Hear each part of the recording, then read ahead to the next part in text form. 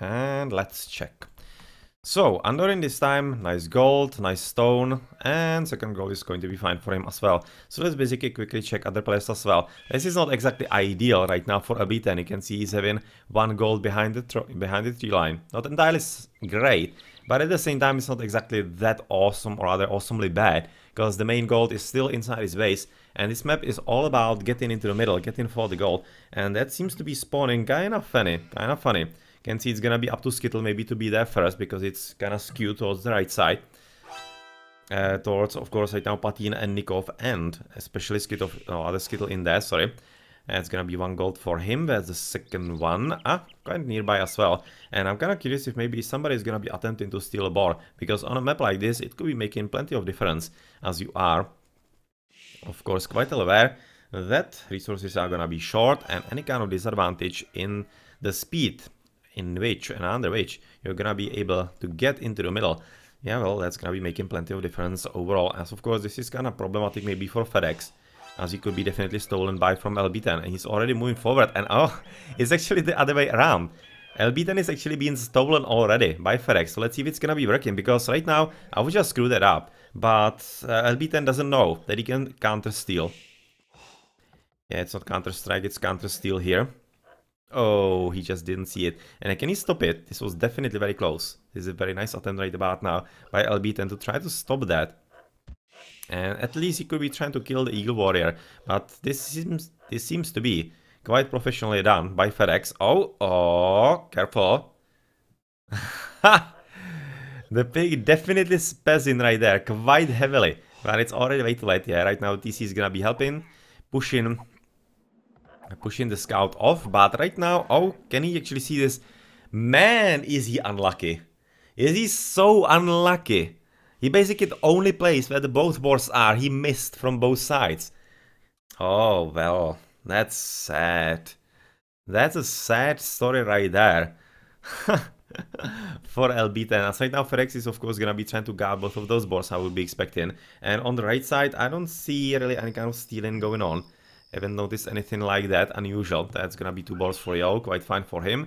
For blue, he's having 1 boar under TC, second being lured. So this is of course gonna be disadvantage for LB10. Who is gonna be facing against FedEx? It's gonna be Aztec. Interesting different civilizations right here, you can see. Aztec, Mayan, Mongol for Gaucho. So, is that gonna be sling into Nikov? I think so. Yeah, that seems like a sling into Nikov at this point, into Mayan. It seems to be making plenty of sense, and as the player in the team, it's gonna be of course quite heavily used in this map. As for the opponents, you are looking at the Spanish, Mongols and Goths. Interestingly missing the Mayans, in which case it's gonna be sling into Goths. Don't exactly doubt that all that much. So is it gonna be slang Goth against slang Mayan? Well, you could be thinking that that should be insta-win for the Goth, or insta-win. Well, it's gonna be taking a bit of fighting, but it should be the win for Goth. But I would caution you not to think anything like that at all. And apparently one of the boars in the end was stolen. Yeah, most definitely. Most definitely you can see that LB10 in the end did get the revenge of the boar. And okay, in the end it's gonna be quite fine, so not any kind of disadvantage. And unfortunately for FedEx, he just wasn't careful enough. He should have seen that. He should have basically prevented that, but yeah, well, he didn't, and that means that all the shenanigans in the early game was for absolutely nothing, just for a bit of engagement for us and entertainment, which I kinda guess is good enough though. So yeah, that's that. And what I wanted to actually finish thinking about before, yeah, the Goth versus Mayan in there, the idea. Sorry. Oh, Dock, really? Huh, that's fun. On Gold Rush, docking. Well, he definitely does have an idea. You can see 1, 2, 4. That's about 5, 6 shorefish. That's very dockable. That's very much dockable right there. That's gonna be very good advantage for Andorin. Definitely like the thinking. And apparently for LB10 as well. He's having 1, 2, 3, 4, 5, 6 shorefish as well. Okay, so this is making up for all the deficits that potentially could have been there. And interestingly enough, there is not any kind of water for right, but in here, in the middle, Nikov could have been using this water for himself as well. But the question is if he actually knows about it. Oh yeah, he does. He does. He has seen 2 fishies. There are some more in the back at the 4, which would have been potentially switching his mind to basically docking it. But so far he isn't, and at this point I don't really think that he will at all. So that could be quite a significant advantage for NCs, and I really like that. That's really fun, and should be giving them quite a significant advantage overall in the game. Overall, a lot of walling coming up from Andorin at this point, trying to basically close himself off. And same could be said about Skittle on the right flank, trying to make sure that he's not gonna be... Oh... He's not gonna be attacked. And can you see this yet again? A hole in the wall. A hole in the wall is right there. Yeah, well, he didn't really scout it all that much. Maybe he's not worried about it, but still, it's a hole. And potentially it's gonna be there for quite some time. Yeah, that's basically one square of a free road that could be potentially abused by his opponents, like Pati, Nikov, or basically anybody. But maybe a whole lot of the battle is gonna be happening in the middle, which is usually the case. But finally finish my starting thought with the Goth versus Mayan. I cannot really forget the game that has been played, I think, 2 seasons ago. It was between the Vikings, Berserkers, the Wicks, aka Berserkers. It was Winchester playing against another high-skilled opponent. I really don't remember who was the other one, but it was another 2K player, really a good player as well. And it was Winchester as Mayan, and against him was a Goth, and both were slung. And it basically turned out on Arena into hour-long battle. You could have really guessed that, especially on a map like on Arena, it could be quite a short battle. The Goth should be absolutely steamrolling Winchester. But yeah, well, it was anything but. And if you are having the skill, you definitely can be winning, even with Mayans against a Goth. So let's see if this is gonna be the case today. Nikov versus potentially LB10. And let's see if his Mayans are gonna be better than LB10's Goths, because I'm really thinking that's what's gonna happen here. The Mongols from Skittle are probably for fast advance and a bit of radiant with the Scout Cavalry. Yeah, that seems to be exactly the case, as he's already in the field age, of course. Going for the Scouts, trying to control the middle a bit better. But I'm not entirely certain what's gonna happen from the Aztec. Well, going for Monks on this kind of map, not entirely certain if it's gonna be working. I would be maybe expecting that he could be trying to physically something do in the fuel age. Some kind of militia rush or drash into men-at-arms and some kind of shenanigan like that to basically slow down the opponent, but apparently not. So really kind of confused what's gonna happen from him, because at this point it doesn't make all that much of a sense to me. But yeah, well, I guess we're gonna soon learn what is the plan from Clan Gaucho. Mongols are there present also from Patin, so of course Mongols against Mongols. Let's see who's gonna be better in there. So far it seems that maybe Skittle is slightly better ahead. Well, they are the same amount of villages, pretty much. Yeah, just a bit of a few seconds difference in there, nothing all that major. As Nikov is already coming into Castle Age, and we should be looking at... Oh, FedEx also. Okay, so that seems like a no-sling game from Clan Gaucho. With Andorin coming quite low, or rather slow, so maybe Spanish is gonna be slung. So far, no sling. So far, no sling. Andorin advancing so late, with 30 villages. 6 fishing boats. Those fishing boats probably will be making quite a bit of difference in there. So Spanish, that makes plenty of sense, but gathering not really enough stone yet. He seems to be aiming basically just for TCs, and maybe then he's gonna be switching into a bit of slinging. And I'm kinda halfway thinking that maybe there's some kind of idea for bombard towers a bit later. That could be really something that could be viable for controlling the middle of the map, but so far you kinda need to get there first and control it, so yeah. Let's concentrate on that, as LB10 is also coming into Castle Age as the very first one from new chapter, and he seems to be the one that should be really controlling the middle of the map. In the meantime though, it seems to be only Gaucho, Patin having scouts everywhere, as Blue is not really raiding all that much, as I could see so far. Where is he actually with his horses? Do I see them anywhere? Yeah, quite an interesting wall in there. Basically, even trying to defend against allies, which is definitely the correct thing to do because of this hole in there. That could be backfiring significantly. And finally, I see where the blue scouts are, and they are inching and getting closer to Nikov, who is already having a barracks dropped and apparently a bit of few more extra scouts. With villages already being ready, this is gonna be heading exactly into the middle of the map, trying to drop castles, town centers, whatever. Probably town center is gonna be first, and then trying to control the map as fast as possible. As Andorin is also clicking into the castle age finally now. But still, Gauchos are advancing a bit faster, so they seem to be having a bit better chances of controlling the middle, and it's gonna be kinda getting tricky, of course, for NCs to get there, as all the gods are a whole lot more into the right side, so potentially Skittle will be in the best position to somehow control it, but he doesn't seem to be exactly the one that will be fighting. You can see already switching into coinage, so he will be slinging most definitely as the Mongol. Interesting choice, but yeah, well, kind of makes sense in the constellation in there. But at the same time, I would maybe pick some different civilization in that case. Like maybe just the Mayans, like why not? I really think that Mayans are a very solid choice for a map like this. But they've thought and sees that something different is going to be better for them. So yeah, let's see how that decision is gonna be working for the German clan. As at this point, Clan Gaucho is already dropping a castle, so that's a bit contrary to what I thought. Was expecting that maybe town center could be first, but apparently castle is there. And once they drop a second castle here, which could definitely happen, then there is not much extra gold left for NCs, like exactly zero. Exactly zero, to be honest. This one could be potentially available if they want to, which is enough. It is plenty enough. Or maybe they could basically try to somehow rush into the opponent's bases, basically through the flank. Attempt to do that could be some kind of interesting idea and basically different meta, and steal the gold from exactly the flank players in there, because there is still quite a lot of mines present in here, and could be working for them, but we'll see. Ferex Sanctity, so monks from Aste, that makes sense, but yet again it's quite gold intensive, and we are on kind of squishy map for gold. But since they are probably controlling it, they kind of thought that they will be confident in their gameplay and see if that's gonna be netting them the victory.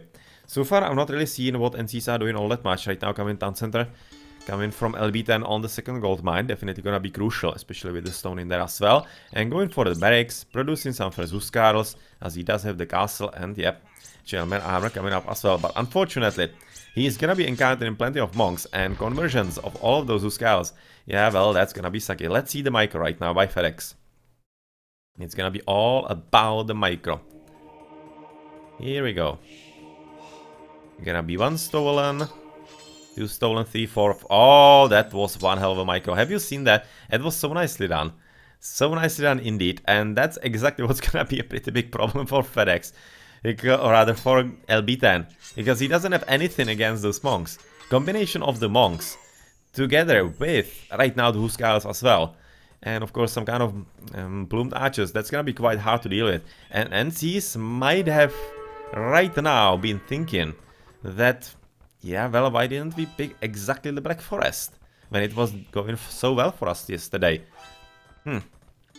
Yeah, well, they have to right now stick with this map and hope that it's gonna be really working, but at the same time, stealing all those really interesting and important units, this is gonna be right now a deadly sentence, and that sentence for, of course, the new chapter team, as even though they could be producing still plenty of boats, oh no, not boats, sorry, still plenty of units. This siege workshop with the monks, it's gonna be getting very hard, because they are basically contained to the left side of the map. On the right side, Skittle is basically slinging, so he's not gonna be important in the game anymore and at all. And in the middle, of course, right now, Patin gonna be booming, Nikov is gonna be booming as well, and just Ferex is gonna be having a bit of fun, and Andorin, who is in the castle age as well, trying to produce at least some conquistadors and whatever. Well, conquistadors, another unit that is basically hard countered by monks, so I'm not really having all that many high chances and thoughts about actually NC's gameplay so far. They don't really seem to be having that much of a situation under their control. Right now, basically the spam of the Huskarls, that could be the only thing that could somehow save them.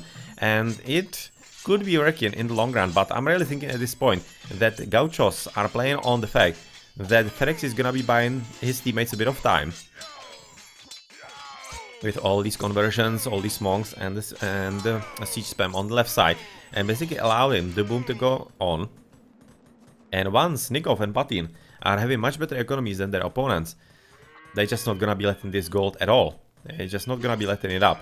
And not even the Huskarls are gonna be changing their minds at that point. Yeah, it's now moving forward with a siege workshop. And apparently the monks are already dead. But I'm really thinking that the damage has already been kinda done. Can see he has even converted at least a few conquistadors in here, so they're gonna be continuing with what he wants to do, but the gold is running out and he should be already kinda moving to the right to basically claim one of the gold mines for himself as well, together with his teammates. But I'm kinda thinking that the damage has already been already been established and dealt to the opponents, and I really like that little play. Right now it's gonna be time for Ferex to maybe even die. He doesn't seem to be really able to stand this all that much, all this spam. So it's gonna be that easy from this point forward.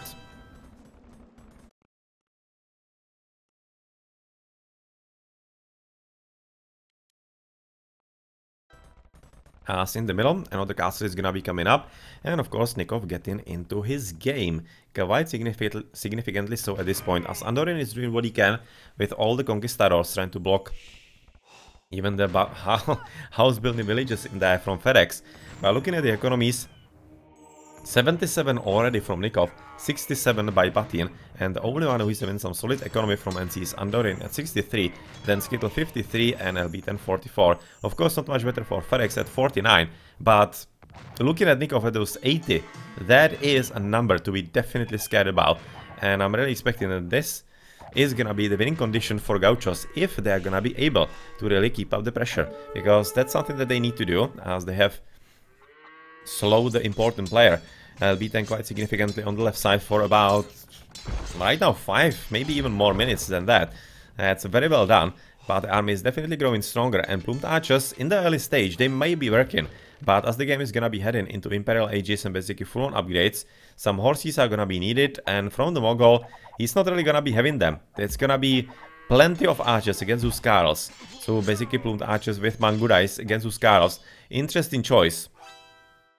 First in the castle, of course, a few knights, but then he should be switching into Mangurais, which might be getting a bit tricky, but at the same time, these are the two best archers in the game, and they dish some significant damage. So once they get into critical mass, even the country units that are supposed to slaughter them, like the Huskarls, are just not gonna be efficient enough. They're just gonna be dying a bit too fast and a bit too easily at that point.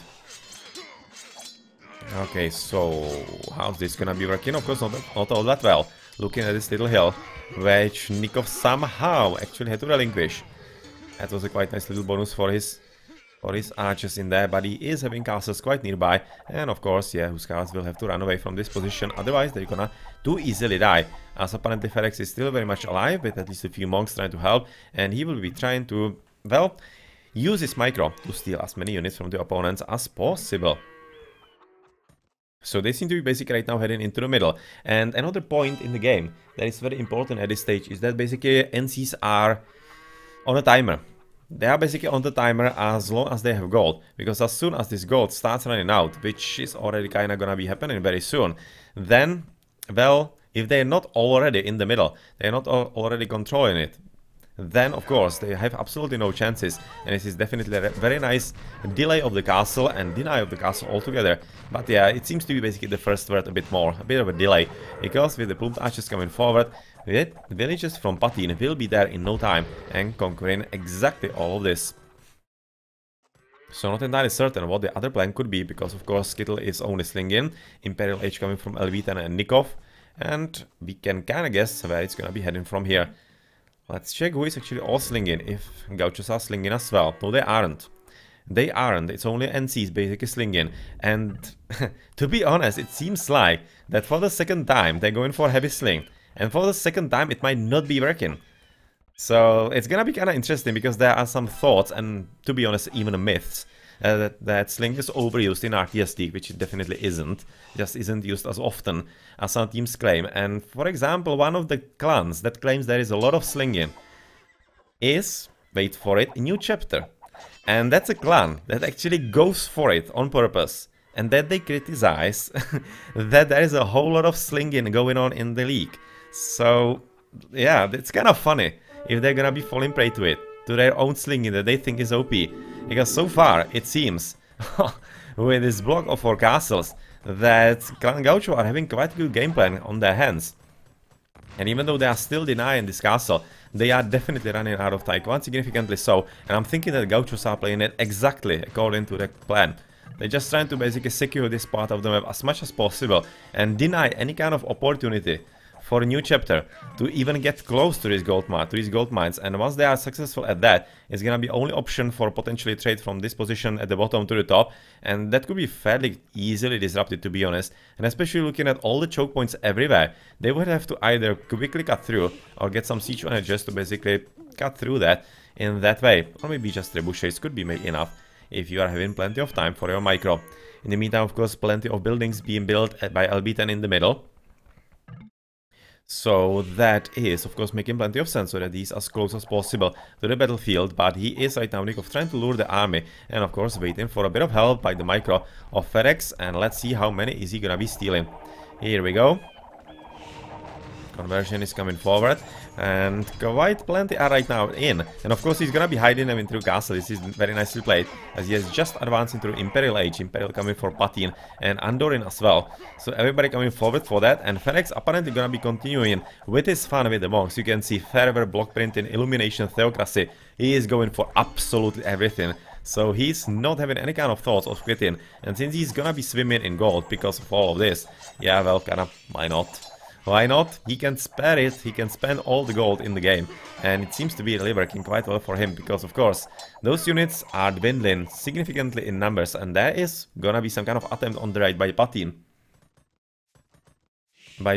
And this is gonna be a bit of a disruption, it seems, because probably on the gold, some Mangora on the gold is gonna be a nice idea. Let's switch into Patin.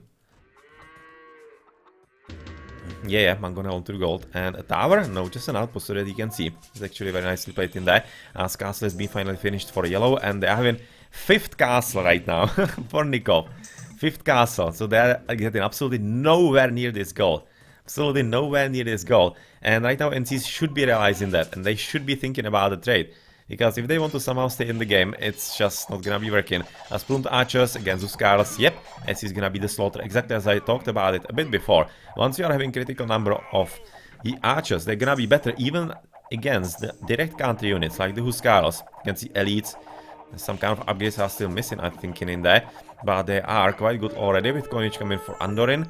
For maybe a bit of slinging, maybe some kind of trade already starting, but the Plumed Archers with the hill in there, yeah, well, that's gonna be working quite well for Clan Gaucho. In the meantime, castles are even dropped in the middle by Andorin though, and trebuchets finally are gonna be interesting choice, but this castle is just a bit too greedy, and that's not gonna be happening. Yep, with all of those plumes in there, and where are still the monks?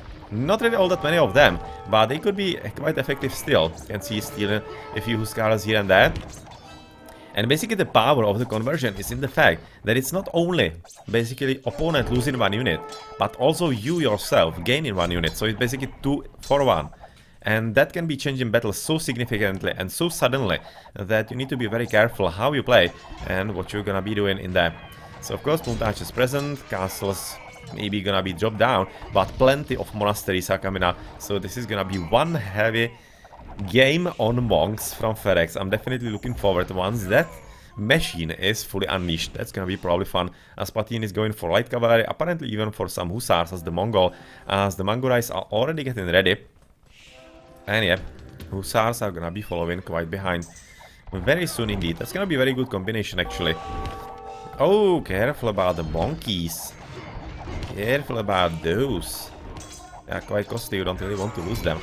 Trying to get into the castle quite desperately so, but otherwise right now from the bottom are converting as much as possible. And the second flank right now of of archers and even monks, yeah, well, that's gonna be a very good reason for NCs to actually retreat from this battle, and they are definitely right now on very important run. A very important run, because if those trebuchets cannot get rid of the castles fast enough, then yep, the gold is just gonna be running out for them as well. But they seem to be doing a pretty good job already. 2 castles down for Nikov, even though he's rebuilt one at the bottom in there.